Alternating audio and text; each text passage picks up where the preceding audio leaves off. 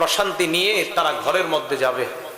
এই তিনটা প্রস্তাব মুসা নবীকে বললেন তার জাতিকে জানায় দেওয়ার জন্য। মুসা আলাইহিস সালাতু ওয়াস সালাম তার জাতিকে বললেন, আল্লাহ তোমাদেরকে তিনটা প্রস্তাব দিয়েছেন। এক নাম্বার, ইন্নাল্লাহা ক্বাদ ইয়াজআলু লাকুমুল আরদা মাসজিদান ওয়া তাহুরা। আল্লাহ চায় পুরা দুনিয়াটা তোমাদের জন্য মসজিদ, সিজদার জায়গা এবং পবিত্রতার মাধ্যম বানায় দিতে চায়। বনি ইসরাঈল জবাব দেয়, লা নুরিদু ইল্লা আন নুসাল্লিয়া ফিল কানাইস। আমরা দুনিয়ার সব জায়গায় সালাত আদায় করতে চাই না, আমরা শুধু গির্জায় সালাত করতে চাই। দুনিয়ার সব জায়গায় নামাজ দরকার নাই, শুধু গির্জায় উপাসনালয় পড়ব।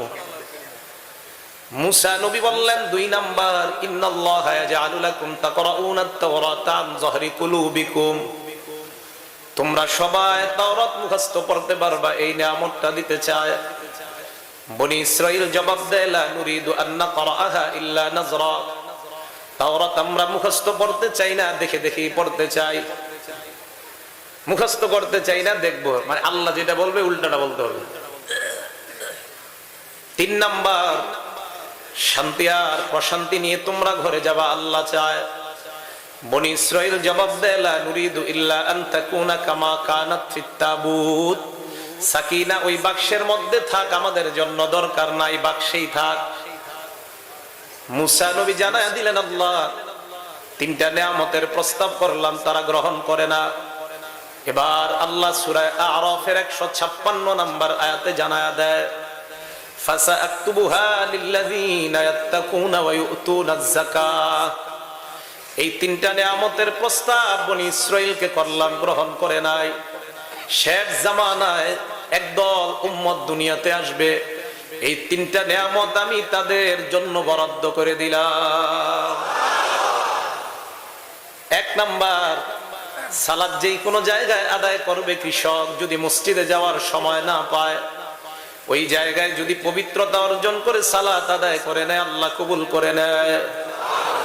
দুই নাম্বার, কোরআনের হাফেজ। পুরা দুনিয়ার লাখ লাখ কোরআনের কপি যদি জ্বালায় দেওয়া হয়, 7 বছর 9 বছরের সন্তান দাঁড় করায় দেন, আল্লাহ 30 পারা কোরআন মুখস্থ শোনায় দেয়। তিন নাম্বার, সাকিনা তারা ঘরের মধ্যে নিতে চায় না। আল্লাহ পাক রব্বুল আলামিন বলেন, আমি রহমত দ্বারা শেষ জামানার উম্মতকে বেষ্টন করে নিলাম।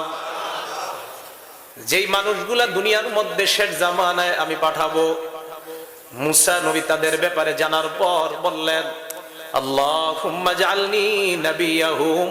আল্লাহ তুমি আমাকে তাদের নবী বানায়া দাও। আল্লাহ জবাব দিলেন, নাবিয়ুহুম মিনহুম, তাদের নবী তাদের মধ্য থেকে হবে। মুসা নবী বললেন, আল্লাহ ইজআলনি মিনহুম, তাহলে আমাকে ওই নবীর উম্মত বানায়া দাও। আল্লাহ জবাব দিলেন, লান তুদরিকাহুম, ওই উম্মতকেও আপনি পাবেন না। এবার আল্লাহ জানায় দেয় উম্মতের গুণ হবে কয়েকটা।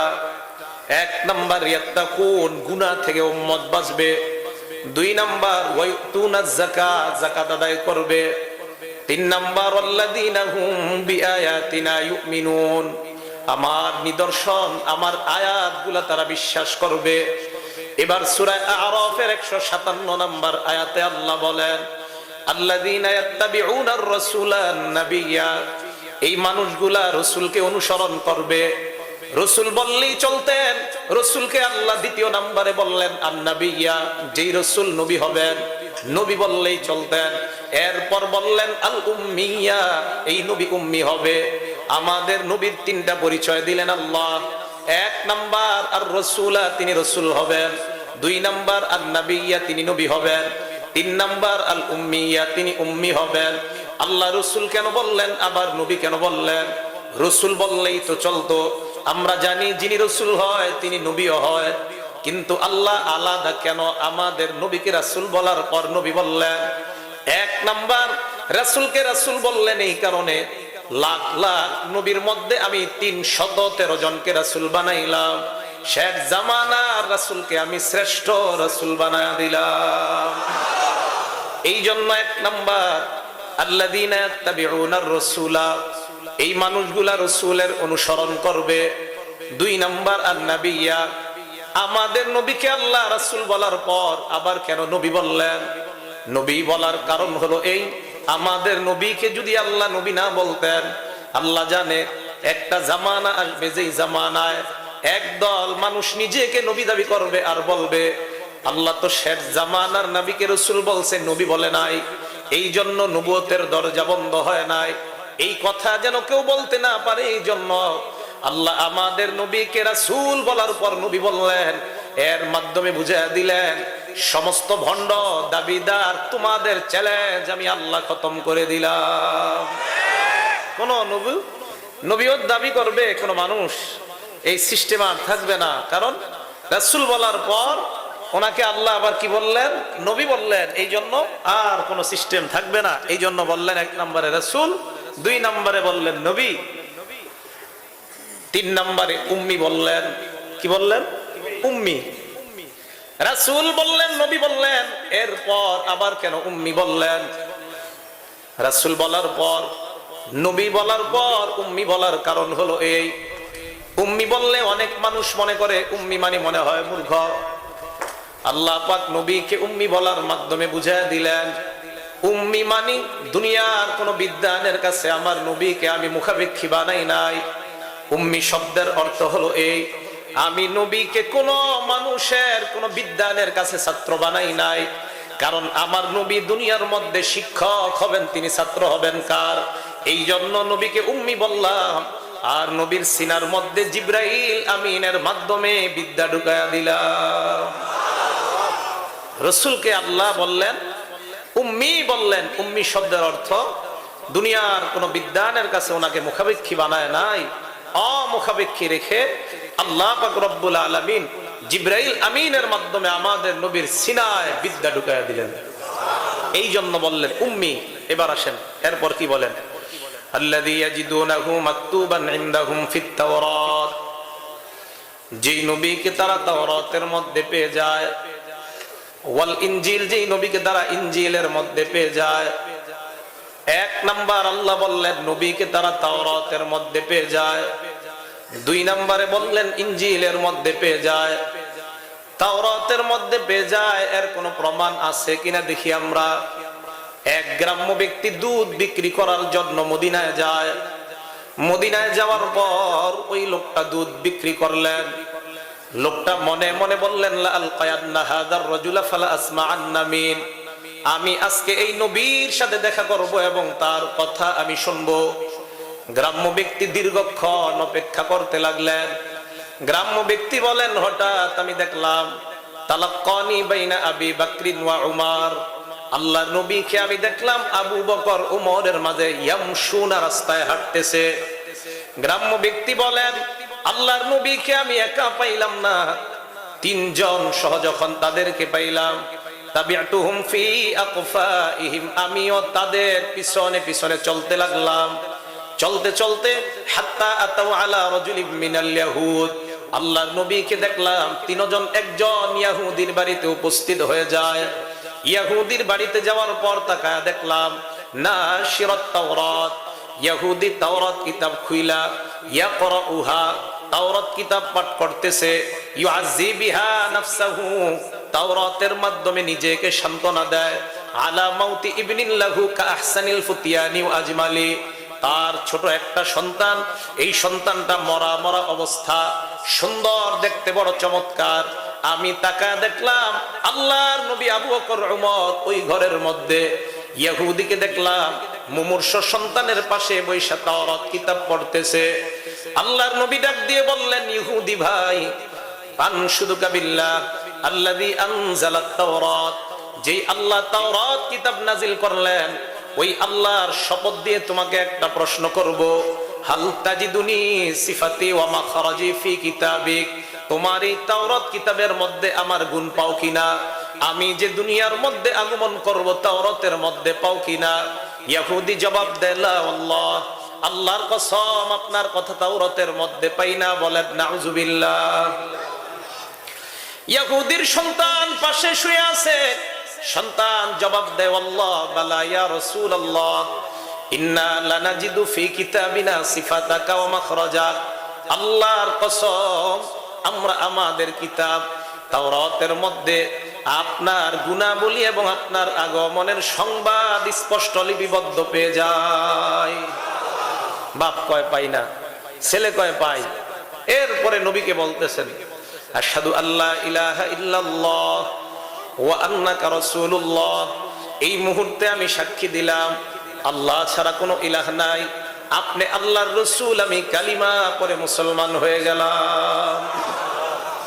ইহুদি এবার সামনে বেড়া আছে, নবীজি আবু বকর ওমরকে বললেন আখরিজু আন আখিকুমুল ইহুদিয়্যা, ইহুদির এখান থেকে বাইর করো, কারণ এই ছেলেটা এখন তোমাদের ভাই, মুসলমান, মারা গেছে। ওয়ালিয়াল কাফনা ওয়াস সালাত আলাইহি, আল্লাহর নবী নিজে কাফনের ব্যবস্থা করলেন, নিজে এই ছেলেটার জানাজা পড়লেন। এক ওয়াক্ত নামাজও পড়ে নাই, রোজাও রাখে নাই, কোনো আমল করে নাই, আল্লাহ তাকে জান্নাতের মেহমান বানায় দিলেন। তাহলে নবীজি তাওরাত কিতাবে আছে, ইনজিলের মধ্যে নবীজি আছে কিনা দেখি। নবীজির একজন সাহাবী নাম হযরত হিশাম, কি নাম? হিশাম। যে হাদিসটা বলবো এই হাদিসের কিতাবের নাম আল মুস্তাদরাক লিল হাকিম, ইমাম হাকিম রাহমাতুল্লাহি আলাইহি, ওনার কিতাব নাম মুস্তাদরাক। এটার মধ্যে বিশাল এক হাদিস আনছে, আনার পর শেষে বলেছেন লা বাসা বিহি, সনদে কোনো সমস্যা নাই, এই হাদিস সহিহ গ্রহণ করা যায়। লম্বা একটা হাদিস উনি বললেন। হযরত হিশাম বলেন তৎকালীন রোমের সম্রাট বাদশাহ হিরাক্লিয়াসের সাথে দেখা করে তাকে ইসলামের দাওয়াত দেওয়ার জন্য আল্লাহর রাসূল আমাকে পাঠাইলেন। আমাদের দেশের প্রধানমন্ত্রীর সাথে দেখা করতে হলে ভায়া বা মাধ্যমের প্রয়োজন হয় কি হয় না? হয়। ওই জামানায় বাদশাহ হিরাক্লিয়াসের সাথে দেখা করতে হলে দামেস্কের যিনি ছিল প্রাদেশিক গভর্নর, তার নাম ছিল জাবালা ইবনুল আইহাম আল গাসসানি, বাংলায় ওনার নামটা আপনারা পাবেন জিবিল্লাহ, আরবি শব্দটা জাবালা। হযরত হিশাম বলেন বুইস্তু আনা ওয়া রাজুলুন আখারু ইলা হিরাকলা সাহিবির রুম নাদউহু ইলাল ইসলাম, আমাকে এবং আরেকজনকে পাঠানো হলো রোমের বাদশাকে দাওয়াত দেওয়ার জন্য। আমি রওনা করলাম, আমার মুসলমান ভাই আমরা দুজন রওনা করলাম। খুব ভালো করে শুনেন, রওনা করার পর হাত্তা আতাইনা আলাল গুতা, ইয়ানি গুতা দিমাশক, আমরা দামেস্কের উপকূলে পৌঁছলাম, দামেস্কের শহরে আমরা প্রবেশ করলাম। দামেস্কের বাদশা জাবালা আমাদের কাছে একজন দূত পাঠায় দেয় কথা বলার জন্য। আমি হিশাম বললাম আল্লাহি লা নুকাল্লিমু রাসূলা ফাইন আযানা আল মালিক কাল্লামনা, আমি কোন দূতের সাথে কথা বলবো না। বাদশা যদি কথা বলে, বাদশার সাথে সরাসরি কথা বলতে চায়, বাদশা জাবালার কানে সংবাদ যায় বাদশা মুসলমান কোন দূতের সাথে কথা বলবে না, সরাসরি আপনার সাথে কথা বলতে চায়। বাদশা জাবালা নিজের বাদশাহী পোশাকটা খুলছে, কালো একটা পোশাক পরিধান করছে, এবার মুসলমানের সাথে সাক্ষাৎ দেয়। মুসলমান হযরত হিশাম ওই বাদশার সাথে কথা বললেন, ইয়াদউহু ইলাল ইসলাম, বাদশাকে ইসলামের দিকে দাওয়াত দিলেন। বাদশা জাবালা যখন নাকি ইসলামের দাওয়াত শুনে, হযরত হিশাম বাদশা জাবালার শরীরের দিকে তাকায়, দেখে শরীরের পোশাকটা কালা। হযরত হিশাম প্রশ্ন করলেন কি ব্যাপার, শরীরের পোশাকটা কেন কালা? বাদশা জাবালা জবাব দেয় লাবিস্তু, আমি কালো পোশাক পরলাম, ওয়া হালাফতু আন লা আনজিআহা হাত্তা উখরিজাকুম মিনাশ শাম, এই পোশাক পরার পর আমি শপথ করলাম তোমাদের মুসলমানের মতো নিম্ন জাতিকে বের করার আগে আমি কালো পোশাক খুলবো না। নাউজুবিল্লাহ। মুসলমান কয়জন? নিজের দেশে না অন্যের দেশে? হযরত হিশাম ডাক দিয়ে বলে বাদশা মাজলিসাকা হাদা ওয়াল্লাহি লানাখুযান্নাহু মিনকা ওয়া লানাখুযান্না মুলকাল মালিকিল আযম, এ বাদশা আল্লাহর কসম সেদিন বেশি দূরে নয়, তোমার এই যে রাজপ্রাসাদ আর রাজত্ব, এই রাজত্ব এবং রোমের বাদশার রাজত্ব অচিরেই আল্লাহ আমাদের পায়ের নিচে দিয়ে দিবেন। বাদশা জাবালা রাগ হয়ে যায়। এবার বাদশা জাবালা মুসলমানদেরকে বলে আমি ইনজিল কিতাবের মধ্যে পড়লাম যেই নবী দুনিয়ার মধ্যে আসবে শেষ জামানায়, ওই নবীর অনুসারীরা রোম দখল করবে, দামেস্ক দখল করবে। ওই অনুসারীদের মধ্যে দুইটা গুণ থাকবে। এক নাম্বার ইয়াসুমুনা বিন-নাহার ওয়া ইয়াকুমুনা বিল-লাইল, এই মানুষগুলা দিনের বেলা রোজা রাখবে, রাতের বেলা ইবাদত করবে। হযরত হিশাম বলে, বাদশাহ ইনজিলের মধ্যে আপনি পাইলেন, এই কথা যদি সত্য হয়, আমাদের নবীও আমাদেরকে বলছেন এটাও সত্য। ইনজিলের কিতাবে আপনি যেই জাতির কথা বললেন দুইটা গুণ পাওয়া যায়। এক নাম্বার দিনের বেলায় সিয়াম, দুই নাম্বার রাতের বেলায় কিয়াম ইবাদত। এই বাদশা, এটা অন্য কোন জাতি নয়, আমরাই এই দুইটা গুণ পরিপূর্ণভাবে অর্জন করে নিলাম। এক নাম্বার দিনের বেলা আমরা রোজা রাখি, রাতের বেলা সালাতের মধ্যে দাঁড়া যায়। এ বাদশা, আপনার কথা যদি সত্য হয়, আল্লাহর নবীর কথাও সত্য, কোনো সন্দেহ নাই, অচিরেই রোম আর দামেস্ক আমাদেরকে আল্লাহ বিজয় দান করবেন। মুসলমান দুইজন। বাদশাহ জাবালা কয়, যান যান তোমরা রোমে যাও, রোম দেশে যাও, হিরাক্লিয়াসের সাথে দেখা করতে যাও। মুসলমান দুইজন রওনা করছে। এই দুইজনকে রাস্তা দেখা দেওয়ার জন্য আরেকজনকে দিয়ে দিল যে তুমি রাস্তা দেখায় নিয়ে যাও। মোট হইল কয়জন? তিনজন। এই তিনজন রওনা করছে। রওনা করার পর রোমের বাদশার রাজপ্রাসাদে যখন প্রবেশ করবে, প্রবেশ করার আগে ওই তৃতীয় ব্যক্তিটা মুসলমানরা যে বাহনের উপর বসা, ওই বাহনটার দিকে তাকাইছে। তাকায় বলতেছে, ইন্না দাওয়াবাকুম হাযিহি লা তাদখুলু মাদিনাতাল মালিক, তোমাদের এই পচা বাহন বাদশার রাজপ্রাসাদে প্রবেশ করা এটা ঠিক হবে না, তোমরা এইভাবে প্রবেশ করো না। মুসলমান বলল, কেন? বলতেছে, তোমাদের কম দামি বাহন, এখন কি করা? তাই ব্যক্তি জবাব দেয়, ইন শিতুম হামালনাকুম আলা বারাজিন ওয়া বিগাল, যদি তোমরা বলো তাহলে আমি দামি দামি গাদা আর খচ্চরের ব্যবস্থা করে দেই, ওইটার মাধ্যমে বাদশাহ হিরাক্লিয়াসের দরবারে প্রবেশ করবা। হযরত হিশাম বললেন, তোমার কথা শেষ? কয় হ্যাঁ। হিশাম বললেন, ওয়াল্লাহি লা নাদখুলু আলাইহা ইল্লা আলাইহা, আমরা আমাদের এই বাহন ছাড়া বাদশার দরবারে প্রবেশ করব না। হযরত হিশাম বলেন, দাখলনা আলা রাওয়াহিলিনা মুতাকাল্লিদিনা সুয়ুফানা আলা আনাকিনা, আমরা প্রবেশ করতে লাগলাম, তরবারিগুলা গাড়ের মধ্যে ঝুরাইলাম। বাদশার দরবারে যেই মাত্র প্রবেশ করতে লাগলাম, আমরা একটা কালিমা পড়লাম, লা ইলাহা ইল্লাল্লাহ ওয়াল্লাহু আকবার। যেই মাত্র এই কালসা তাকায় আছে, তাকায় দেখলাম বাদশার রাজপ্রাসাদের ছাদ আর দেয়াল গুলা কাঁপাকাঁপি আরম্ভ করে দেয়। বাদশাহ হিরাক্লিয়াস ভয় পেয়ে যায়। মুসলমানদেরকে বললেন, লাইসা লাকুম আন তাজহারু আলাইনা বিদীনিকুম, তোমরা এইভাবেও তোমাদের ধর্ম প্রকাশ না করলে পারতা, ভয় পেয়ে গেছি আমরা। বাদশাহ হিরাক্লিয়াস বলে, মুসলমান তোমরা যখন ঘরের মধ্যে এইভাবে লা ইলাহা ইল্লাল্লাহ বলো, তোমাদের ঘরের দেয়ালগুলা ছাদগুলা কাঁপাকাঁপি করে কিনা? হযরত হিশাম জবাব দেয় না, আমরা ঘরের মধ্যে পড়লে এইভাবে আমাদের দেয়াল আর ছাদ কাঁপাকাঁপি করে না। এই জন্য মুসলমান মনে রাখা প্রয়োজন, লা ইলাহা ইল্লাল্লাহ এটা হলো আরশের মালিক আল্লাহর পক্ষ থেকে মুসলমানের সবচাইতে বড় অস্ত্রের নাম। নাম কি?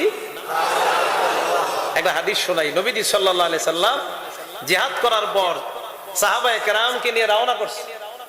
ক্লান্ত সাহাবারা, নবীজিও ক্লান্ত, বললেন, তাইতুম ওয়া তাইতু আইজন, তোমরা ক্লান্ত, আমিও ক্লান্ত, একটু বিশ্রাম নাও, আমিও বিশ্রাম নেই। সব সাহাবারা একদম শুয়া ঘুমায় গেছে। নবীজি নিজেও ঘুমাইতে লাগলেন, নাক ডাইকা। আল্লাহ কাসাইফা বিশাজারা ওয়া নামা তাহতা জিল্লিহা, তরবারিটা গাছে রাখলেন, গাছের ছায়ায় শুয়ে গেলেন, ঘুমাইতে লাগলেন, নাক ডাকতে লাগলেন। নাক ডাকার দোষের কিছু না, বেশি ডাকলে আবার ডাক্তার দেখেন।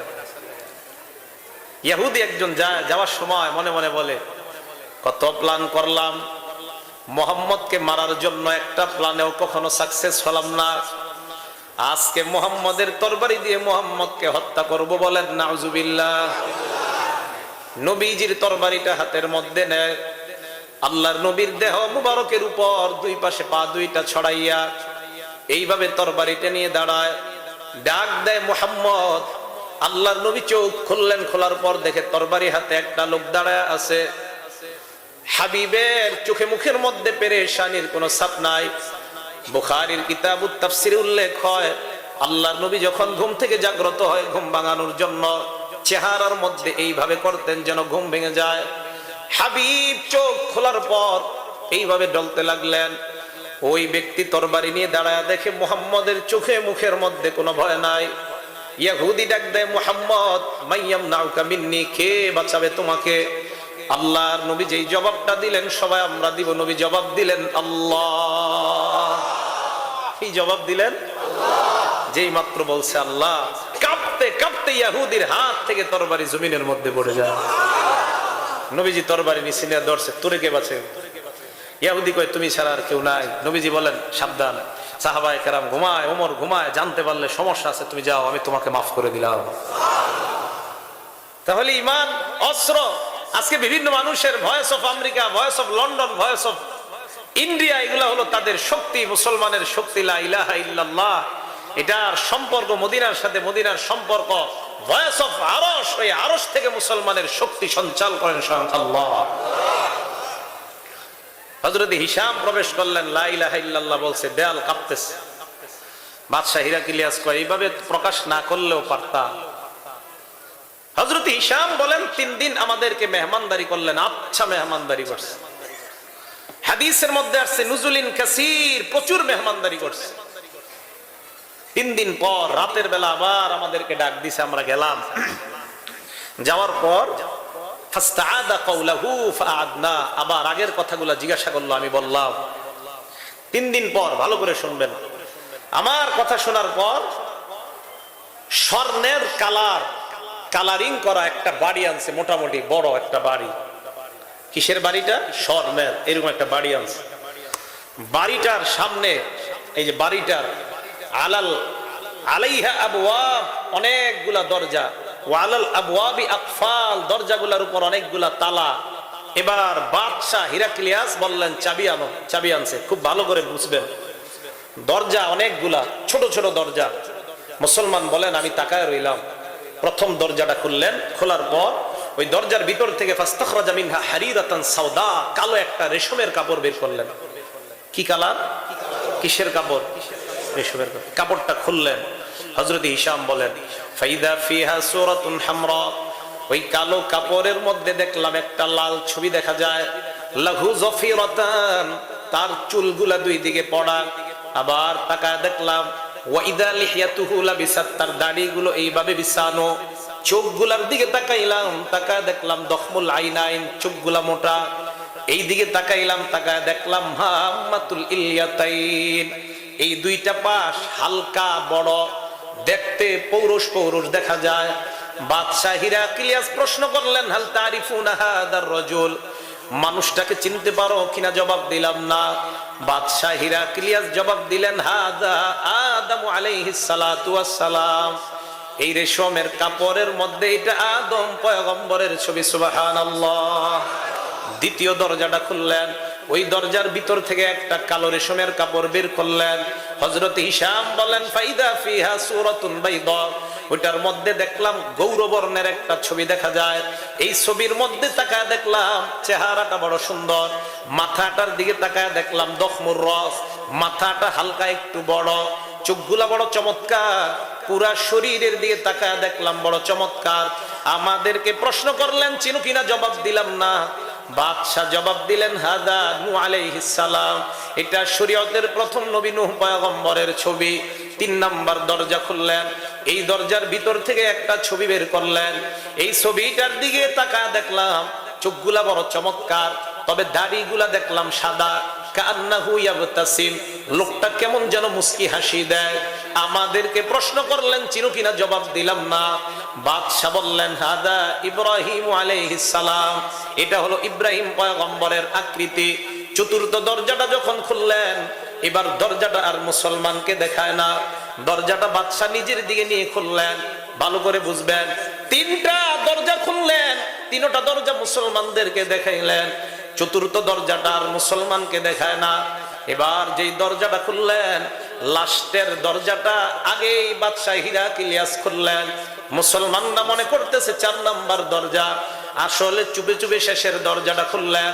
হযরত হিশাম বলেন যেই মাত্র ওই দরজা খোলার পর আমাদের সামনে রেশমের কাপড় আনা হয়, বাকাই না কান্না শুরু করে দিলাম। এই রেশমের কাপড়ের মধ্যে যাকে দেখলাম যেন সরাসরি মদিনার নবীকে দেখলাম, যেন আল্লাহর নবীকে দেখা যায়, স্পষ্ট দেখলাম। কাঁদতে শুরু করলাম। বাদশা হিরাক্লিয়াস দাঁড়ানো ছিল, দাঁড়ানো থেকে বসে গেছে। আবার দাঁড়া প্রশ্ন করলেন ইন্নাহু লাহুয়া, এটাই কি সেই নবী যেই নবী তোমাদেরকে পাঠাইছে? কয় হা। বাদশা হিরাক্লিয়াসের মনটা খারাপ। মুসলমান হিশাম প্রশ্ন করলেন কি ব্যাপার, আপনার মনটা কেন খারাপ দেখা যায়? বাদশা হিরাক্লিয়াস জবাব দেয়, কারণ ইনজিলের মধ্যে এই নবীর আকৃতির বর্ণনা পাইলাম, আর ছবির সাথে এতদিন আমি মিলাইতাম। এই নবী যে শেষ নবী তোমাদের কাছে আসছে এটা আমার জানা ছিল না। এই নবীর আকৃতিটা শেষ দরজার মধ্যে ছিল। আমি কৌশল করে আগে দরজাটা খুললাম, কারণ শেষ দরজা যখন খুলবো তোমরা দেখলেই বুঝতে পারবা এটা শেষ নবীর ছবি। এই জন্য দরজাটা না দেখা তোমাদেরকে পরীক্ষা করার জন্য খুললাম। এ মুসলমান সাক্ষী থাকো, ইনজিল কিতাবের মধ্যে অবিকলতার এই বর্ণনা পাইলাম। আমি হিরাক্লিয়াস সাক্ষী দিলাম তোমাদের নবী আখিরি জামানার পয়গম্বর, সন্দেহ নাই। ইনজিলের মধ্যে নবীরে পাওয়া গেল।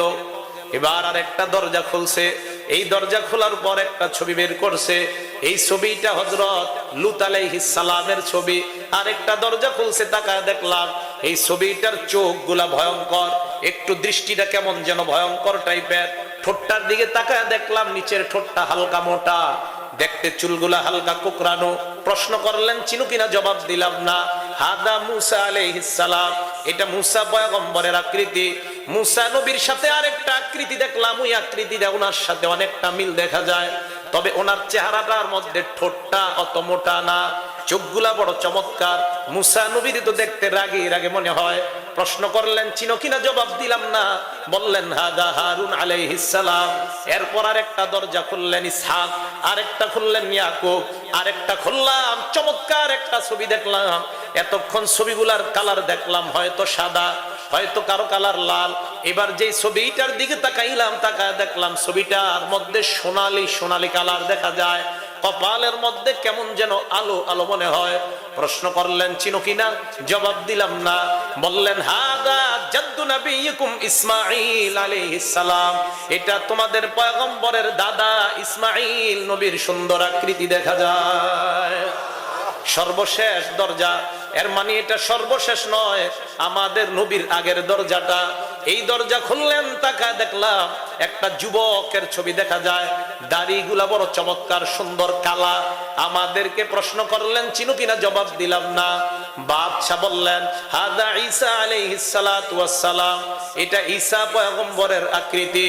এবার আপনাদের মনে প্রশ্ন, হুজুর এই ছবিগুলা বাদশাহ হিরাক্লিয়াস কোথায় পাইলেন? এই প্রশ্ন শুধু আপনাদের না, এটা আমার মনেরও প্রশ্ন ছিল।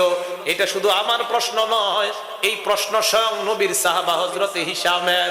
হযরতে হিশাম প্রশ্ন করলেন বাদশাহ এই ছবিগুলা আপনি কোথায় পাইলেন?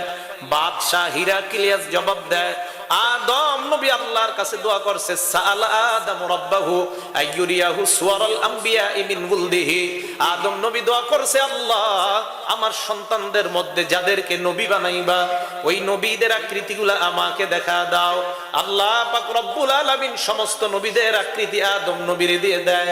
আদম নবী ইন্তেকালের আগে সূর্য যেই জায়গায় ডুবে যায় ওই জায়গার মধ্যে ছবিগুলা দাফন করে রাখছেন। হযরত যুলকরনাইন বাদশা, যিনি সূর্য উদয় হওয়ার জায়গাও গিয়েছেন, যিনি সূর্য অস্ত হওয়ার জায়গাও গিয়েছেন, হযরত যুলকরনাইন বাদশা যখন সূর্য অস্ত যাওয়ার স্থানে যায় ওই জায়গার মধ্যে ছবিগুলা পেয়ে যায়। যুলকরনাইন বাদশা ছবিগুলা ওই জামানার নবী দানিয়াল আলাইহিস সালামের কাছে দিয়ে দেয়। দানিয়াল নবী বংশ পরম্পরায় ছবিগুলা পাঠায় দেয়। বাদশা হিরাক্লিয়াস বলেন দানিয়াল নবীর মাধ্যমে এই ছবিগুলা আমার পর্যন্ত আসে, আমি এই স্বর্ণের ঘরের মধ্যে ছবিগুলা সংরক্ষণ করলাম। তাহলে নবীকে ইনজিলের মধ্যে পাওয়া যায় কি যায় না? তাওরাতের মধ্যে পাওয়া যায় কি যায় না? এবার আসেন হিন্দু ধর্মের ধর্মীয় গ্রন্থ। হিন্দু ধর্মের প্রধান চারটা গ্রন্থ, ঋগ্বেদ, অথর্ববেদ, যজুর্বেদ, সামবেদ। এই চারটা বেদের মধ্যে আছে আল্লাহ একজন। বলেন কয়জন? হিন্দু ভাইকে যদি প্রশ্ন করেন কয়জন রব মানো, তারা জবাব দেয় কেউ 10 জন, কেউ 1000, কেউ 3,33,000, এইভাবে তারা জবাব দেয়। মজার ব্যাপার, তাদের চারটা ধর্মগ্রন্থ যদি আমরা খুলি, এই প্রধান 4 ধর্মগ্রন্থের মধ্যে লেখা একম ব্রহ্মা দৈত্য নাস্তি নহিনা নাস্তি কিঞ্চান, স্রষ্টা একজন, ভগবান বলো তিনিও একজন, স্রষ্টা বলো তিনি একজন, পালনেওয়ালা বলো তিনি একজন। হে হিন্দু সম্প্রদায়, তোমরা একজনের পূজা করো। তাদের ধর্মীয় গ্রন্থের মধ্যে লেখা। এর মানে হিন্দু ভাইয়েরা যদি একাধিক প্রভুর পূজা করে তারা তাদের ধর্ম গ্রন্থ মানে না। ধর্মগ্রন্থ আছে, একজনের পূজা করো, এরা করে অসংখ্য অগণিত। হিন্দু ধর্মের ঋগ্বেদের মধ্যে লেখা একম এবং অদ্বৈতম, স্রষ্টা এক, দ্বিতীয় আর কেউ নেই। ওনারা মানে একাধিককে। শ্রদ্ধা রেখে এদেরকে বলবেন, আপনারা এতজনকে কেন মানতেছেন? মানতে তো বলছে একজনকে, আপনারা এতজনকে কেন মানেন? এই জন্য এই ধর্মগ্রন্থগুলা যে 4টা প্রধান ধর্মগ্রন্থ, হিন্দু ভাইয়ারাও যদি মানে কালিমা পরে মুসলমান হয়ে যাবে তারা। মজার ব্যাপার কি জানেন? হিন্দু ধর্মের ধর্মীয় গ্রন্থের মধ্যে পর্দা ফরজ এই কথা লেখা আছে। সুবহানাল্লাহ।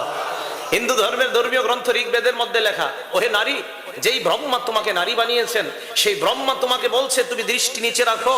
সেই ব্রহ্মা তোমাকে বলেছেন তুমি তোমার শরীরকে আবৃত রাখো। হে দুনিয়ার হিন্দু আর মুসলমান, আল্লাহ পবিত্র কোরআনের সূরা নূরের 30 নম্বর আয়াতে বলেন, হে পুরুষ তুমি তোমার নজর নিচে রাখো। 31 নম্বর আয়াতে বলেন, কুল্লিল মুমিনাতি ইয়াগদুদনা মিন আবসারিহিন্না, নারীদেরকে আপনি বলেন দৃষ্টি নিচে রাখার জন্য। কোরআন বলছে নারী দৃষ্টি নিচে রাখো, কোরআন বলছে নারী পর্দা করো। ঋগ্বেদ বলছে তুমি দৃষ্টি নিচে রাখো, ঋগ্বেদ বলতেছে নারী তুমি পর্দা করো। ইসলাম ধর্মে পর্দা যেমন ফরজ, হিন্দু ধর্মেও পর্দা ফরজ। হিন্দু ধর্মে স্রষ্টা একজন, ইসলাম ধর্মেও স্রষ্টা একজন। তাই সূরা আলী ইমরানের মধ্যে আল্লাহ বলেন, ইয়া আহলাল কিতাব তাআলাউ ইলা কালিমা সাওয়াইম বাইনানা ওয়া বাইনাকুম আল্লা না'বুদা ইল্লাল্লাহ। হে আহলে কিতাব, এই জায়গায় আহলে কিতাব দ্বারা যদি ইহুদি খ্রিস্টান উদ্দেশ্য, আমরা কসম করে বলতে পারি সারা পৃথিবীর ধর্ম মানে যারা, প্রত্যেকটা ধর্মের মানুষ যদি তাদের ধর্মীয় গ্রন্থ মানে, আল্লাহর কসম প্রত্যেকটা ধর্মের মানুষ তাদের ধর্মগ্রন্থ পড়লে ইসলামে প্রবেশ করতে বাধ্য হবে, কোনো সন্দেহ নাই। ধর্মীয় গ্রন্থ পড়ে না, এই হলো সমস্যা। তাদের একটা ধর্মীয় গ্রন্থের নাম অথর্ববেদ। কি বেদ? অথর্ববেদের মধ্যে তারা বলছেন ঋষি আসবে একজন। কে আসবে বলেন? কে আসবে? ঋষি। এই ঋষির অনেকগুলা গুণ বর্ণনা করা হয়েছে। এর মধ্যে 1 নম্বর, ঋষি যিনি আসবে তিনি হবে নরাশাংস। নরাশাংসের বাংলা হলো প্রশংসিত, প্রশংসিতের আরবি হলো মুহাম্মদ। সুবহানাল্লাহ। 2 নম্বর গুণ বলা হয়েছে তিনি হবেন চকৌরম। চকৌরম শব্দের অর্থ দেশ থেকে। এই কৌরম যিনি আসবে তিনি 60,000 মানুষের মধ্যে আসবে। আমার নবী যখন আরবে আসছে আরবের জনসংখ্যা 60,000। সুবহানাল্লাহ। ঋষির 3 নম্বর পরিচয়, এই ঋষি যিনি হবে তিনি উষ্ট্রে আরোহণকারী হবে। মরুভূমির মধ্যে উটের উপর চলনেওয়ালা হবে। মরুভূমি হিন্দুস্তানের মধ্যে নয়, আরবের মধ্যে মরুভূমি। ওই মরুভূমির মধ্যে উঠে যিনি চলেছেন তিনি অন্য কেউ নয়। আমাদের নবী ঋষি মানি অন্য কেউ নয়। হিন্দু ধর্মের কিতাবে বলতেছে ঋষি মানি মুহাম্মদ। 4 নাম্বার, ওই ঋষির পরিচয় দেওয়া হয়েছে, যেই ঋষি হবেন তিনি অহিন্দু হবে, মানে হিন্দুস্তানের কেউ হবে না। এ বাংলাদেশের হিন্দু সম্প্রদায়ের ভাই, আপনাদেরকে হাত পায়ে ধরে বলি, আপনাদের ধারণা ঋষি যিনি তিনি হিন্দুস্তানের, কিন্তু আপনাদের ধর্মীয় গ্রন্থের মধ্যে লেখা ঋষি যিনি হবেন তিনি হিন্দুস্তানের বাহিরে হবেন। এবার আপনারা বলেন আরব এটা হিন্দুস্তানের মধ্যে না বাহিরে? আমাদের নবী হিন্দুস্তানের থেকে আসে নাই, আরব থেকে আসছেন। 5 নাম্বার, ঋষির পরিচয় দেওয়া হয়েছে ঋষি একাধিক বিবাহ করবে। আমাদের নবী বিয়ে একটা করছে না, একাধিক। 6 নাম্বার, ঋষির সবচাইতে আশ্চর্য পরিচয় দেওয়া হয়, এই ঋষি রথে চড়ে 7 আসমান ভ্রমণ করে, 7 আসমানের উপরে যাবে। দুনিয়ার ইতিহাসের মধ্যে একজন মাত্র মহামানব মুহাম্মদ সাল্লাল্লাহু আলাইহি ওয়াসাল্লাম বোরাকে চড়ে 7 আসমান ভেদ করে আল্লাহর আরশ পর্যন্ত পৌঁছে যায়। তাহলে হিন্দু ধর্মে বলছে ঋষি যিনি তিনি মুহাম্মদ সাল্লাল্লাহু আলাইহি সাল্লাম, তিনি দুনিয়াতে আসবে, অতএব মেনে নিতে হবে। হিন্দু ধর্মের ঠাকুর বা ব্রাহ্মণ যারা আছে, আপনাদের কাছে আবদার, আপনারা অন্তত আপনাদের ধর্মীয় গ্রন্থগুলা সাধারণ জনগণকে পড়ান। আমরা যেমন ওয়াজ মাহফিলে কোরআনের কথা জনগণকে শোনাই, আপনারাও পূজার মধ্যে তাদের ধর্মীয় গ্রন্থগুলা তাদেরকে শোনান। ইনশাআল্লাহ তারাও ইসলামে প্রবেশ করবে, কোনো সন্দেহ নাই। শোনাবে না পাদ্রীরা, ঠাকুররা, ওনারা শোনাবে না ওনাদের ধর্মের কথা। বৌদ্ধ ধর্ম, বৌদ্ধ ধর্মের প্রধান গৌতম বুদ্ধ। কি নাম? গৌতম বুদ্ধের প্রধান যিনি সহকারী তার নাম আনন্দ। কি নাম? মারা যাওয়ার সময় প্রশ্ন করছে, গৌতম আপনি মারা যাওয়ার পর কাকে আমরা মানবো, কার কথা শুনবো? গৌতম জবাব দিলেন, আমার পরে আরেকজন গৌতম আসবে যিনি অনেক ভালো হবে, অনেক বিখ্যাত হবে। আনন্দ প্রশ্ন করলেন ওই গৌতমের নাম কি হবে? এবার গৌতম বুদ্ধ জবাব দিলেন তার নাম হবে মৈমাত্রেয়। কি হবে নাম? মৈমাত্রের বাংলা হলো শান্তি, শান্তির আরবি হলো রহমত। আল্লাহ বলেন ওয়ামা আরসালনাকা ইল্লা রাহমাতাল লিল আলামিন, নবী আপনাকে আমি গোটা জগতের জন্য রহমত হিসাবে প্রেরণ করলাম। তো গৌতম বুদ্ধ বললেন যিনি আসবে তার নাম হবে মৈমাত্রেয়, মৈমাত্রের বাংলা হলো শান্তি, শান্তির আরবি হলো রহমত। পৃথিবীর একমাত্র একজনকে আল্লাহ রহমত বলছেন, তিনি মুহাম্মদ সাল্লাল্লাহু আলাইহি সাল্লাম। তো গৌতম বুদ্ধের বুদ্ধ ধর্ম প্রমাণ করে মুহাম্মদ সাল্লাল্লাহু আলাইহি সাল্লাম দুনিয়াতে আসবে। পারসি ধর্ম, কি ধর্ম? ফার্সি না, পারসি ধর্ম। কি ধর্ম? পারসি। পারসি ধর্মের প্রধান গ্রন্থের নাম জিন্দাবেস্তা। এটার মধ্যে লেখা আছে একজন আহমদ নামে দুনিয়াতে আসবে। আহমদ বলেন কি নাম? তিনি দুনিয়াতে আসার পর তার অনুসরণ তোমরা করবা। আমাদের নবীর বিখ্যাত দুই নাম, একটা হলো মুহাম্মদ, আরেকটা হলো আহমদ। অতএব যদি পারসি ধর্মের মানুষ তাদের ধর্মীয় গ্রন্থগুলা মানে, তো আমাদের নবী মুহাম্মদ সাল্লাল্লাহু আলাইহি সাল্লামকে অনুসরণ করতে বাধ্য হবে। এই জন্য প্রিয় মুসলমান, আল্লাহ বললেন এই নবীকে তাওরাতে পাওয়া যায়, ইনজিলে পাওয়া যায়।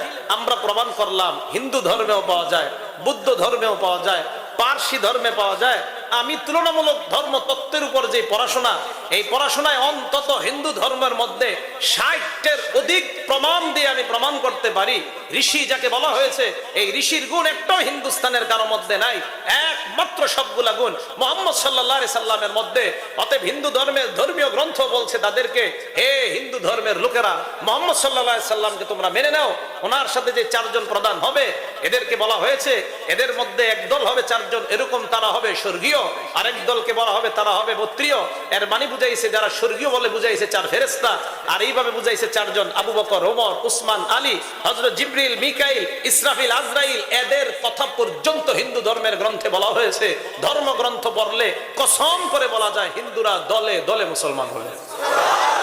আবু বকর, ওমরের কথা আছে। তাহলে মুহাম্মদ সাল্লাল্লাহু আলাইহি সাল্লাম তাওরাতে আছে, ইনজিলে আছে, সব ধর্মে আছে। এবার আসেন মুহাম্মদ সাল্লাল্লাহু আলাইহি সাল্লামের জন্ম। নবীজি আদনান পর্যন্ত ওনার বংশ বর্ণনা করছে। আদনান বলেন, কি বললাম? আদনান। খুব ভালো করে শুনবেন, নবীজি এটা বলছেন। আদনানের এক সন্তান তার নাম মাআদ, মাআদের এক সন্তান তার নাম নিজার, নিজারের এক সন্তান তার নাম মুজার, মুজারের এক সন্তান তার নাম ইলিয়াস, ইলিয়াসের এক সন্তান তার নাম কিনানা, ইলিয়াসের আরেক সন্তান কেউ বলে মুদ্রিকা, মুদ্রিকার এক সন্তান তার নাম খুজাইমা, খুজাইমার এক সন্তান তার নাম কিনানা, কিনানার এক সন্তান তার নাম নজর, নজরের এক সন্তান তার নাম মালিক, মালিকের এক সন্তান তার নাম ফেহের, ফেহেরের এক সন্তান তার নাম গালিব, গালিবের এক সন্তান তার নাম লুআই, লুআইয়ের এক সন্তান তার নাম কাব, কাবের এক সন্তান তার নাম মুররা, মুররার এক সন্তান তার নাম কিলাব, কিলাবের এক সন্তান তার নাম কুসাই, কুসাইয়ের এক সন্তান তার নাম আব্দে মানাফ, আব্দে মানাফের এক সন্তান তার নাম হাশিম, হাশিমের এক সন্তান তার নাম আব্দুল মুত্তালিব, আব্দুল মুত্তালিবের এক সন্তান তার নাম আব্দুল্লাহ, আব্দুল্লাহর বিখ্যাত সন্তান মুহাম্মাদুর রাসূলুল্লাহ। নবীজি আদনান পর্যন্ত বর্ণনা করছেন নিজে, পরে বলছেন কাযাবান নাসাবিয়ুন। আদনানের পরে ইসমাইল নবী পর্যন্ত অনেকে কিছু মিছা কথা বলে ফেলছে, নবীজি বলছেন। এই জন্য নবীজি আদনান পর্যন্ত বলছেন। এই আদনানের সন্তান মাআদ, মাআদের বয়স যখন 12 বছর, কয় বছর? ওই জামানায় একজন নবী ছিল দুনিয়াতে, তার নাম আরমিয়া ইবনে হাইকাল, আরমিয়া ইবনে হাইকাল, আরমিয়া ইবনে হাইকাল। ওই জামানার জালেম বাদশার নাম বুখতে নসর। এই বুখতে নসর বাদশার জামানায় আরমিয়া নবীকে আল্লাহ বললেন, আরমিয়া পয়গম্বর আপনি এই মাআদকে আপনার বোরাকে উঠায় নেন। আরমিয়া নবী বললেন আল্লাহ কেন? আল্লাহ জবাব দিলেন কারণ ফাইন্নী মুস্তাখরিজুম মিন সুলবিহি নাবিয়্যান কারীম আখতিমু বিহির রুসুল। এই মাআদের বংশে একজন নবী আমি পাঠাবো যার মাধ্যমে আমি আল্লাহ রিসালাতের দরজা বন্ধ করে দিব। নবীর বংশের মধ্যে একজনের নাম আছে কাব। কি নাম? এই কাব ওই ব্যক্তি যিনি সর্বপ্রথম জুমার দিনকে ইয়াউমুল জুমআ এই নামটা উনি প্রচলন করছেন। নাম কি? ইয়াউমুল জুমআ। আগে এই দিনের নাম ছিল ইয়াউমুল আরুবা। এই ইয়াউমুল আরুবা নামটা পরিবর্তন যিনি করছেন তার নাম কাব। উনি জুমার দিন মানুষকে মসজিদের সামনে জমা করতেন, মসজিদের সামনে না, কোথাও জমা করতেন। করার পর উনি ভাষণ দিতেন। ভাষণের শেষে বলতেন আমার বংশধর একজন নবী আসবে, আমি যদি ওই নবীকে পাইতাম তার সাথে সাথে পুরা দুনিয়াতে আমি ইসলাম প্রচার করতাম। এই কাবের বংশধর, এই বংশধরের একজনের নাম হলো কুরাইশ। আমরা যাকে ফেহের বললাম, ফেহেরের আরেকটা নাম কুরাইশ। কেউ বলেন এই কারণে নবীর বংশকে কুরাইশ বলা হয়। আব্দুল্লাহ ইবনে আব্বাস বলেন কুরাইশ বংশকে কুরাইশ বংশ অন্য কারণে বলা হয়। সমুদ্রের একটা মাছ আছে, এই মাছের নাম হলো কুরাইশ। এই প্রাণীটার সাথে কেউ পারে না। এই প্রাণীটা সমস্ত প্রাণীর উপর নেতৃত্ব দেয়, এই জন্য এই প্রাণীর সাথে কেউ পারে না, তাই তার নাম কুরাইশ। আরবের বংশ কুরাইশ, তাদের সাথে কেউ পারত না, এই জন্য তারা সমুদ্রের মাছের সাথে নাম রাইখা নিজেদের নাম কুরাইশ বানায়। নবীর বংশে একজনের নাম মুররা। মুররা শব্দের অর্থ তিতা। নবীর বংশে লোকটার নাম তিতা কেন? শত্রুরা যুদ্ধের ময়দানে মুররাকে দেখার পর তারা বলতো এই লোকটা আমাদের জন্য তিতা, তার সাথে আমরা পারবো না, এই জন্য উনার নাম মুররা। আল্লাহর নবীর বংশের একজনের নাম কিলাব। কিলাব শব্দের অর্থ কুকুর। শত্রুরা বলতো কুকুর যেমন শিকার মিস করে না, এই লোকটাও শিকার মিস করে না, তাই তাকে তারা কুকুর বলতো।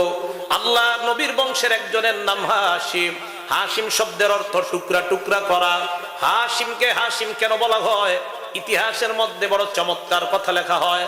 এই হাশিম আরবের মধ্যে যখন দুর্ভিক্ষ লেগে যায়, রুটিগুলা টুকরা টুকরা বানায়, বানানোর পর গোস্তের ঝোলের মধ্যে ভিজায়, ভিজানোর পর হাজার হাজার মানুষের মধ্যে রুটি বিলায় দেয়। ভালো করে মনে রাখবেন, এই হাশিম দুনিয়াতে সর্বপ্রথম শীতকালে আর গরমকালে ব্যবসার প্রচলন চালু করে। শীতকালে ব্যবসা দল ইয়ামান দেশে পাঠায়, গরমকালে সিরিয়ার মধ্যে পাঠায়। আল্লাহ এই কথাটা সূরা কুরাইশের মধ্যে বলে দেয়, রিহলাতাশ শিতাই ওয়াস সাইফ। একটা সফর হলো শীতকালে আর একটা গরমকালে। এই হাশিম ব্যবসার উদ্দেশ্যে যখন নাকি যায়, মদিনার মধ্যে যাওয়ার পর দেখে একটা সুন্দরী নারী দেখা যায়। এই নারীর ব্যাপারে প্রশ্ন করলেন, নারীটা কে, তার পরিচয় আমি জানতে চাই। মদিনার জনগণ কয়, ও ব্যবসায়ী হাশিম, এই নারীর বিয়ে হয়েছে, তার 2টা পুত্র সন্তানও আছে, তবে স্বামী তাকে তালাক দিয়ে দিছে। হাশিম প্রস্তাব দিলেন, যদি রাজি থাকে মেয়েটাকে আমি বিয়ে করতে চাই। এবার ওই মেয়েটা তার প্রস্তাবে রাজি হয়ে যায়। ইতিহাসের মধ্যে এই মেয়েটার নাম হলো সালমা। কি নাম? তাহলে হাশিম সালমার বিয়ে হয়। বিয়ে হওয়ার পর 25 বছর বয়সে হাশিম মারা যায়। তাদের পেটে যেই সন্তান, এই সন্তানটার নাম হলো শাইবা। জোরে বলেন কি নাম? শাইবার চাচার নাম মুত্তালিব। শাইবার চাচার নাম কি? মুত্তালিব, বাড়ি মক্কায়। ভাতিজার কথা শুনছে, আমার একটা ভাতিজা হয়েছে মদিনায়, আর আমার ভাই হাশিম মারা গেছে। খুব ভালো করে শোনেন, এই মুত্তালিব ভাতিজাকে নেওয়ার জন্য আসছে মদিনায়। মুত্তালিব ভাতিজা শাইবাকে ঘোড়ার পিছনে উঠায় মক্কায় গেছে। যাওয়ার পর জনগণ প্রশ্ন করলো, মান হুয়াল্লাযী খালফাক, কে তোমার পিছে এটা? মুত্তালিব চিন্তা করলো কি জবাব দিই। ভাতিজার দিকে তাকায় দেখে চেহারাটা ময়লা, শরীরের মধ্যে বালু লেগে রয়েছে। যদি কই আমার ভাতিজা, জনগণ বলবো ভাতিজারে কি একটা পোশাক পরাইতে পারলা না? মুত্তালিব চিন্তা করলো কি জবাব দেওয়া যায়, তখন বললো হু আব্দি, সে আমার গোলাম। কি জবাব দিল? সে আমার গোলাম। একজন আরেকজনকে কয়, মান হুয়াল্লাযী জালাসা খালফাল মুত্তালিব, কে এই ছেলেটা মুত্তালিবের পিছনে বসা? একজন আরেকজনকে জবাব দেয়, হু আব্দুল মুত্তালিব, সে হলো মুত্তালিবের গোলাম, সে হলো মুত্তালিবের। তাহলে শাইবা, ভাতিজার নাম শাইবা। জনগণ বলা বলি করতে লাগলো, এই শাইবা ছেলেটা এর গোলাম, শাইবা ছেলেটা আব্দুল মুত্তালিব, মুত্তালিবের গোলাম। ইতিহাসে আমাদের নবীর দাদার নাম হয়ে যায় আব্দুল মুত্তালিব। শাইবা নামটা আর কারো মনে নাই, এখন ওনার নাম আব্দুল মুত্তালিব। এই জায়গায় একটা বিষয় বোঝা লাগবে, সবার মুখস্থ রাখতে হবে। আব্দুল মুত্তালিব যেহেতু ইসমাইল নবীর বংশধর, উনি কাবার চাবির দায়িত্ব পাইছে। ইয়ামান দাসের একটা বংশ ছিল, নাম জুরহুম বংশ। কি বংশ? জুরহুম। ইয়ামান দেশে দুর্ভিক্ষ লাগছে। দুর্ভিক্ষ লাগার পর এই জুরহুম বংশ ইয়ামান দেশ থেকে মক্কায় আসছে। মক্কায় আসার পর জঙ্গলের মধ্যে ঢুকছে খাবারের সন্ধানে। জঙ্গলে ঢুকার পর দেখে 2টা মানুষ দেখা যায়, পাশে একটা কূপ দেখা যায়। যেই 2টা মানুষ দেখা যায়, একজন হলো মহিলা আর একজন পুরুষ। মহিলার নাম হাজারা, পুরুষটার নাম ইসমাইল আলাইহিস সালাতু ওয়াস সালাম। জুরহুম গোত্র চিন্তা করলো, এই জায়গায় যদি আমরা বসতি স্থাপন করি তাহলে খারাপ হয় না। জুরহুম গোত্র ওই জায়গায় বসতি স্থাপন করলো, যেহেতু পানি আছে তাই তারা ওই জায়গায় বসবাস শুরু করলো। ইসমাইল নবীর বয়স যখন 130 বছর হয়েছে, ইসমাইল নবী মারা গেছে। ইসমাইল নবী কয় বছর বয়সে মারা গেছে? 130। মারা যাওয়ার পর ইসমাইল নবীকে দাফন করা হয় মা হাজেরার পাশে, অর্থাৎ কাবা শরীফের পাশে, হাতিমে কাবার মধ্যে দাফন করা হয়। ইসমাইল নবী মারা যাওয়ার পর কাবা ঘরের চাবির দায়িত্বটা জোর কইরা জুরহুম বংশ নিজেদের কাছে নেয়। নিয়ম অনুযায়ী ইসমাইল নবীর বংশের লোকেরাই চাবি বহন করবে। আস্তে আস্তে আরবের লোকদের উপর জুরহুম গোত্র অন্যায়ভাবে নিপীড়ন আর জুলুম চালাইতে লাগলো। এক পর্যায়ে গোটা আরব সবাই এক হইল যে জুরহুম গোত্রের এই অত্যাচার সহ্য করা যাবে না, ইসমাইল নবীর বংশেই চাবি হস্তান্তর করতে হবে। এই উপায় না দেখা জুরহুম গোত্রের লোকদের বিরুদ্ধে আরবরা যুদ্ধ ঘোষণা করলো। যুদ্ধ ঘোষণা করার পর জুরহুম গোত্র চিন্তা করলো পালানো দরকার। রাতের বেলায় কাবা শরীফের ভিতরে যা আছে সব ভাঙছে। ভাঙার পর কাবা শরীফের ভিতরের দামি দামি জিনিসগুলা তারা বের করছে। বের করার পর জমজম কূপের মধ্যে নিয়ে ফেলাইছে। মাটি ফালাইয়া পুরা জমজম কূপটা এই জমিনের সমতল মাটির পরিমাণ করে দিচ্ছে। তাহলে জমজম কূপের আর কোনো নিশানা নাই, চিহ্ন নাই। দাদা আব্দুল মুত্তালিব, নবীজির দাদা, উনি যখন কাবার চাবি পাইছে, উনি ওই জায়গায় কোনো কূপ টুপ কিছুই দেখে নাই। কাবা শরীফের সামনে যে জমজম কূপ কিছুই দেখে না। উনি নিজেই বলেন, আমি একদিন কাবার সামনে হাতিমে কাবার পাশে বসলাম। বসার পর হঠাৎ আমার ঘুম আইসা গেছে। ঘুমের মধ্যে দেখলাম একজন আইসা আমাকে বলতেছে, ইহফারিল বিআরা, তুমি কূপটা আবার গর্ত করো। সুবহানাল্লাহ। আব্দুল মুত্তালিব বলেন, আমি স্বপ্নেই প্রশ্ন করলাম, মাল বিরু, কূপ আবার কি? উনি কোনো জবাব দেয় না। আব্দুল মুত্তালিব বলেন, দ্বিতীয় দিন আবার বসলাম, আবার স্বপ্নে দেখলাম ওই লোকটা এসে আমাকে কয়, ইহফারিল মাজমুনা, তুমি মাজমুনাটা গর্ত করো, খনন করো। আমি স্বপ্নে প্রশ্ন করলাম, মাল মাজমুনা, মাজমুনা কি জিনিস? কোনো জবাব দেয় না। আমি আবার তৃতীয় দিন ওই জায়গায় বসলাম, বৈশা আবার আমি ঘুমায় গেলাম।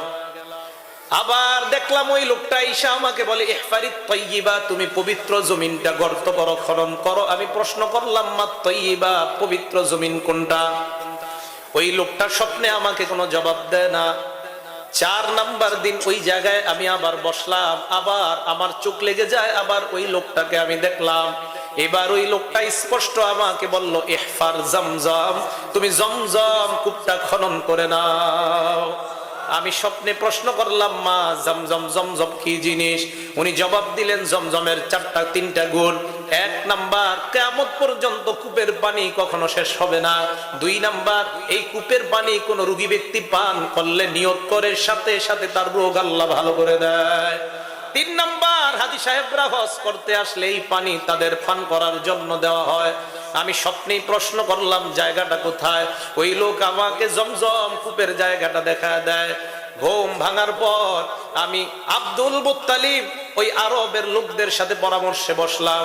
আমি তাদেরকে প্রশ্ন করলাম, আমি কোদাল খাড়ি নিয়ে যেতে চাই, আমি কাবা ঘরের সামনে মাটি খনন করতে চাই। জনগণ প্রশ্ন করলো, কেন? আমি স্বপ্নে জানলাম এই জায়গায় জমজম নামে একটা কূপ আছে, এই কূপটা আবার আমি দৃশ্যমান করতে চাই। আরবের লোকেরা কয়, আব্দুল মুত্তালিব, এত বড় কাজ তুমি করতে যাবা না। আব্দুল মুত্তালিব নিজের একমাত্র সন্তান, এই সন্তানের নাম হলো হারিস। হারিস নামক সন্তানকে বলে, হারিস চল আমার সাথে গর্ত করব। হারিস এবং তার দাদা আব্দুল, তার বাবা আব্দুল মুত্তালিব কোদাল খাড়ি নিয়ে জায়গাটা খনন করা আরম্ভ করলেন। দুপুর পর্যন্ত, বিকাল পর্যন্ত না পায় না, সন্ধ্যা পর্যন্ত খনন করার পর দেখে আল্লাহর কুদরতি জমজম কূপ দেখা যায়। হযরতে ইদ্রিস কান্দুলবী রহমাতুল্লাহি আলাইহি লেখেন, আব্দুল মুত্তালিব নিজেই কূপটা পরিষ্কার করলেন। একদল মানুষ আব্দুল মুত্তালিবের সাথে শত্রুতা শুরু করে দেয়, কূপের মধ্যে গিয়ে ফরজ গোসল আরম্ভ করে দেয়। প্রত্যেকদিন কূপটা আবার উনি পরিষ্কার করে, আবার ফরজ গোসল করে কূপটা নষ্ট করে দেয়, আবার উনি কূপটা পরিষ্কার করে। আব্দুল মুত্তালিব একদিন স্বপ্নে দেখে এক ব্যক্তি আইসা বলে, আব্দুল মুত্তালিব তুমি আল্লাহর কাছে দোয়া করো, আল্লাহুম্মা ইন্নী লা উহিল্লুহাল ইয়াওমা লিল মুগতাসিল ওয়ালাকিন্নাহা লিশারিবিন হিল। তুমি আল্লাহর কাছে দোয়া করো, আল্লাহ কোন গোসলকারীর জন্য এই কূপের পানি আমি হালাল করি নাই, যারা পান করবে তাদের জন্য হালাল। আব্দুল মুত্তালিব এই দোয়া করার পর কিয়ামত পর্যন্ত আল্লাহ আব্দুল মুত্তালিবের দোয়া কবুল করে নেয়। এই কূপের পানি এখন আর গোসল করা যায় না, শুধু পান করা যায়। আব্দুল মুত্তালিব সন্তান হারিসের সাথে পবিত্র কর্ম সংগঠন করার পর আল্লাহর কাছে একটা মানত করলেন, আল্লাহ তুমি যদি আমাকে 10টা পুত্র সন্তান দাও, আমি এর মধ্যে একটা সন্তান তোমার রাস্তায় কোরবানি করব। আল্লাহর কি কুদরত! হযরতে ইদ্রিস কান্দুলবী রাহমাতুল্লাহি আলাইহি সিরাতে মুস্তাফার মধ্যে লেখেন, আল্লাহ সত্যি সত্যি আব্দুল মুত্তালিবকে 10টা পুত্র সন্তান দান করে দেয়। এই 10টা সন্তান দেওয়ার পর যখন তারা বড় হয়, বড় হওয়ার পর এই জায়গায় একটা মাসালা মনে রাখবেন, মানত করা ভালো না, কিন্তু মানত করা কি না, মানতে ভাগ্য পরিবর্তন হয় না। ইন্নান নাযরা লা ইউকদ্দিমু শাইআন ওয়া লা ইউআখির, স্পষ্ট সহিহ হাদিস। মানত কারো ভাগ্য আগেও নেয় না, পরেও আনে না। মানত ভাগ্য পরিবর্তন করে না। এই জন্য মানত কি নবীজি বলেছেন, এই মানত হলো ইন্নামা ইস্তাখরাজু বিহি মিনাল বখিল, কৃপণের কিছু মাল আল্লাহ বের করে মানতের মাধ্যমে, এটাই মানত। মানত করা এটা ভালো কাজ না, কিন্তু যদি কেউ করে তাহলে মানত আদায় করতে হবে। উল্টা পাল্টা মানত করা যাবে না। হাদিসে আসছে মান নাযারা আইয়ুতি আল্লাহ, কেউ যদি আল্লাহর কোনো আনুগত্য করার মানত করে ফালইউতি, এই মানতটা যেন আদায় করে। ওমান নাযারা আইয়াসিয়াহু ফালা ইয়াসিহি, কেউ যদি আল্লাহর নাফরমানির মানত করে এই মানত আদায় করা যাবে না। শাহজালালের মাজারে আপনি খাসি দেওয়ার মানত করলেন, এই মানত আদায় করার কোনো প্রয়োজন নাই, কারণ এই মানত করা হারাম। হারাম মানত এটা পূরণ করার কোনো প্রয়োজন নাই। আব্দুল মুত্তালিব বললেন, আল্লাহ আমারে 10টা ছেলে দিলে আমি একটারে কোরবানি করব। দিছে 10টা ছেলে, বড় হয়েছে।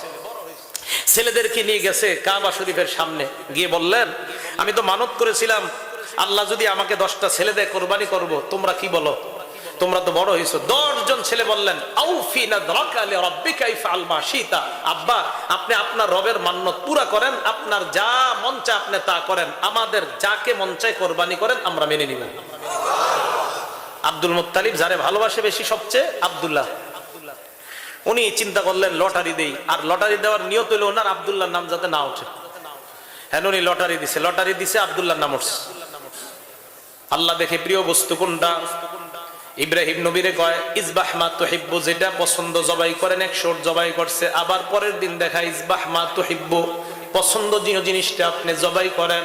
আবার 100 কুরবানি করে। আবার আল্লাহ বলেন ইজবাহ মা তুহিব্বু, পছন্দনীয় জিনিসটা কুরবানি করেন। ইব্রাহিম নবী বুঝতে পারলেন পছন্দনীয় অন্য কিছু না, ইসমাইল। আল্লাহ ইসমাইলের কুরবানি চায়। আব্দুল মুত্তালিব বারবার লটারি চালায়, বারবার লটারিতে আব্দুল্লাহর নাম ওঠে। এবার আব্দুল্লাহকে কোরবানি দেওয়ার জন্য কাবার দিকে রওনা হয়। আব্দুল্লাহর বোনেরা ডাক দিয়ে বলে, আব্বা আমরা বোন হিসাবে একটা আবদার, অন্তত শেষবার আব্দুল্লাহর নামটা উটের সাথে লটারি চালান। 10টা উট আর আব্দুল্লাহর নাম লটারি দেয়। এই জায়গায় আল্লাহ আব্দুল্লাহর নাম উঠা দেয়। মেয়েরা কয় আব্বা আরো 10টা দেন, আরো 10টা দেয়, আবার আব্দুল্লাহর নাম। মেয়েরা কয় আব্বা আরো 10টা দেন, আরো 10টা দেয়, এই জায়গায় আব্দুল্লাহর নাম। মেয়েরা আবার বলে আব্বা আরো 10টা দেন, আরো 10টা দেয়, আবার আব্দুল্লাহর নাম। 90টা পর্যন্ত 9 বারে আবার আব্দুল্লাহর নাম। এই পরিমাণ বারবার যখন আব্দুল্লাহর নাম উঠে যায়, এক পর্যায়ে আল্লাহ পাক রব্বুল আলামিন জানতে পারলেন আব্দুল মুত্তালিবের মনের নিয়ত আব্দুল্লাহকে কোরবানি করা। আল্লাহ কোরবানি চায় কিন্তু কোরবানি নেয় না। আল্লাহ কোরবানি চায়, কোরবানি নেয় না। আল্লাহ কোরবানি চায় কিন্তু কোরবানি নেয় না। আব্দুল্লাহর কোরবানি আল্লাহ চেয়েছেন, কিন্তু আল্লাহ কোরবানি নিবেন না।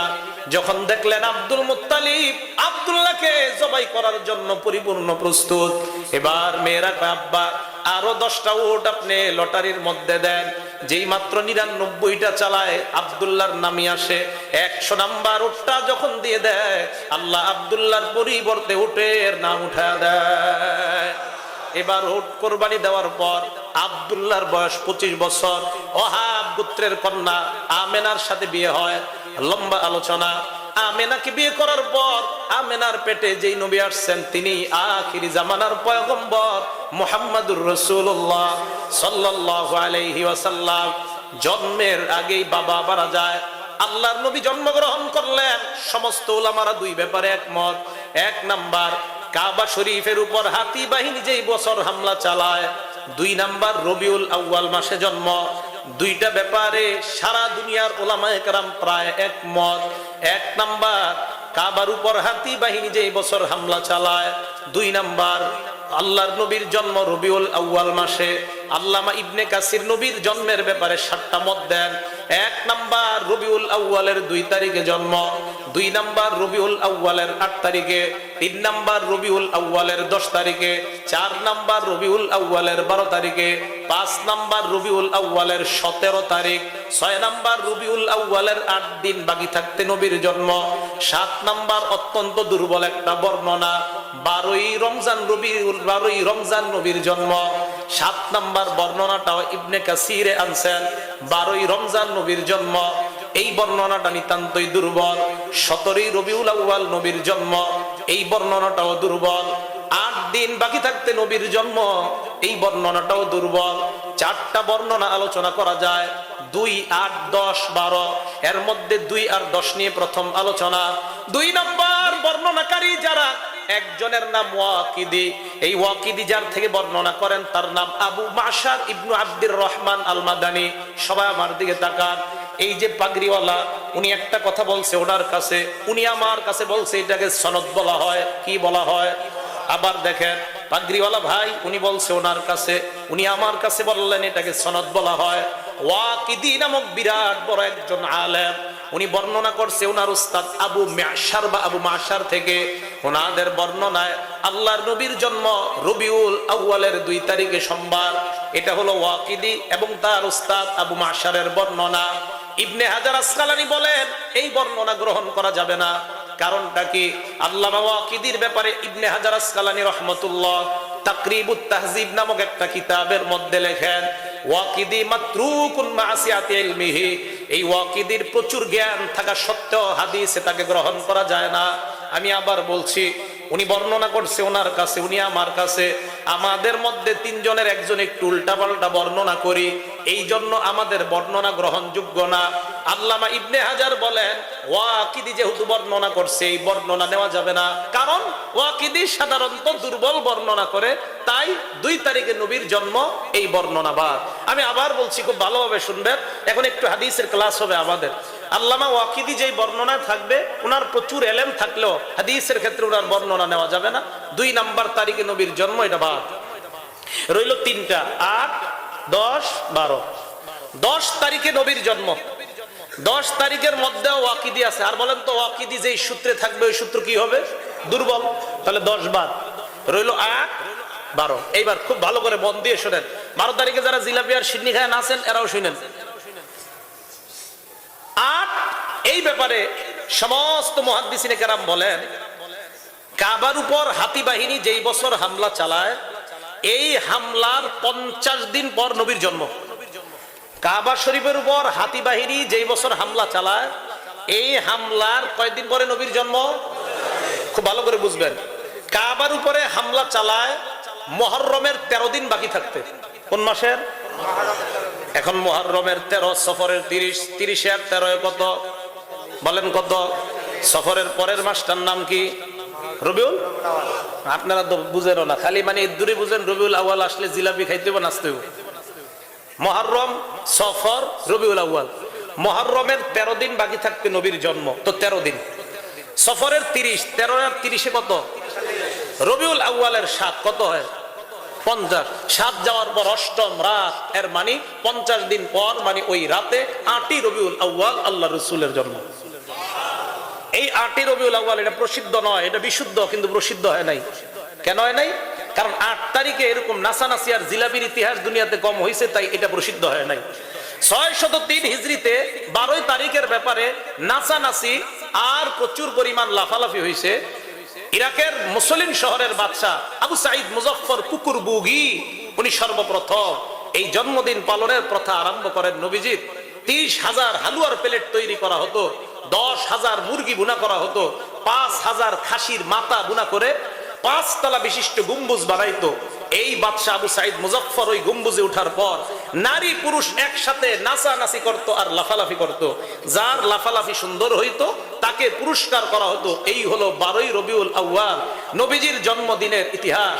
তাহলে আপনারা এবার বলেন তো, 12ই রবিউল আউয়াল রাসূল করিম সাল্লাল্লাহু আলাইহি সাল্লামের জন্মদিনে যারা লাফালাফি করলো, এই লাফালাফি করার এই জাতীয় জন্মদিন কি আমরা কেউ পালন করব? এই জাতীয় জন্মদিন যারা পালন করে আর নিজেদেরকে দাবি করে আশিকে রাসূল, নিঃসন্দেহে এরা আশিকে রাসূল না, আশিকে শয়তান, কোনো সন্দেহ নেই এরা আশিকে। এখন আসেন, তাকবীর দেন না। 8ই রবিউল আউয়াল নবীর জন্ম, এটা প্রসিদ্ধ এবং বিশুদ্ধ বর্ণনা। রইল কোন তারিখ বলেন না, কোন তারিখ? 12 তারিখের এবার হাদিস আমি বলি সনদ সহ শুনেন।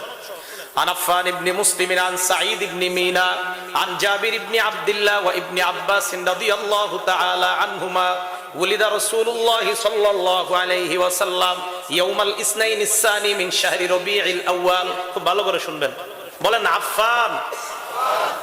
এই আফফানের উস্তাদের নাম সাঈদ। আফফানের উস্তাদের নাম এই সাঈদ বর্ণনা করছে নবীজির বিখ্যাত দুই সাহাবা, একজনের নাম হযরত জাবের, আরেকজনের নাম আব্দুল্লাহ ইবনে আব্বাস। আবার বলি, আবার আফফান উনি বর্ণনা করেছেন, ওনার উস্তাদের নাম সাঈদ। বর্ণনা তো বুঝে আসছে, ওই যে উনি ওনার কাছে, উনি আমার কাছে। তো আফফান ওনার উস্তাদের নাম সাঈদ। সাঈদ বর্ণনা করছে হযরত জাবের এবং আব্দুল্লাহ ইবনে আব্বাস থেকে। এখন আসেন, এই যে চারজনের নাম বললাম, একজনের নাম আফফান, আরেকজনের নাম সাঈদ, আরেকজনের নাম জাবের, আরেকজন আব্দুল্লাহ ইবনে আব্বাস।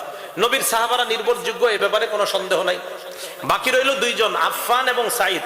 এই আফফান এবং সাঈদ ওনারাও নির্ভরযোগ্য বর্ণনাকারী। ওনাদের বর্ণনা যে হাদিসে পাওয়া যায় ওই হাদিস বিশুদ্ধ হয়। তাহলে আপনাদের প্রশ্ন, হুজুর ওনাদের বর্ণনা হাদিস যদি বিশুদ্ধ হয়, 12 রবিউল আউয়ালের জন্মের এই হাদিস কেন বিশুদ্ধ নয়? কথা বুঝেন নাই? আফফানের বর্ণনা কি তো হাদিস? বলেন তো এটা কি বিশুদ্ধ কি বিশুদ্ধ না? বিশুদ্ধ। আফফানের উস্তাদ সাঈদ ওনার বর্ণনা কি তো হাদিসও কি হয়? বিশুদ্ধ। তাহলে 12ই রবিউল আউয়ালে এই আফফানকেও পাওয়া গেল, সাঈদকেও পাওয়া গেল, আর নবীজির সাহাবারা তো ওনারা কুল্লুহুম উদুল, সবাই ইনসাফ, ন্যায়পরায়ণ। এখন এই জাতীয় বর্ণনাকারী পাওয়া যাওয়ার পরেও 12ই রবিউল আউয়াল কেন বিশুদ্ধ না? অথচ বিশুদ্ধ বর্ণনাকারী আছে। আপনারা এই কথাটা বুঝছেন? এবার উত্তরটা শুনেন, এটা মজার উত্তর। আফফান ছাত্র, উস্তাদের নাম সাঈদ। উস্তাদের নাম কি? উস্তাদের মরণ 110 হিজরিতে, ছাত্র আফফানের জন্ম 134 হিজরি। কি বুঝলেন? হ্যাঁ, উস্তাদের মরণ 110 হিজরিতে, ছাত্রের জন্ম 134। কি বুঝলেন? হ্যাঁ, কি বুঝলেন?